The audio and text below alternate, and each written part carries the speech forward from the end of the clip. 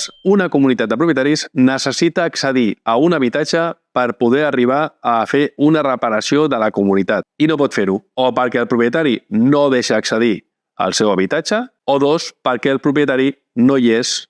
i no se'l troba. Doncs la comunitat pot decidir, amb una reunió ordinària o extraordinària, iniciar accions legals contra aquest copropietari perquè no permet l'accés del seu habitatge i que es pugui fer la reparació oportuna de la comunitat. Amb tot aquest procediment, al copropietari que es negués a deixar accés al seu habitatge per fer aquesta reparació, se li podria demanar una indemnització pels danys generats per la seva negativa. Si el risc és tan alt com que s'ha d'actuar ja, encara que no deixi l'accés a l'habitatge, les autoritats pertinents, com per exemple bombers, entraran a l'habitatge per solucionar el problema imminent. Estem parlant d'una fuita d'aigua molt gran o d'un incendi. T'has trobat alguna vegada a la teva comunitat amb un veí o veïna que no deixi l'accés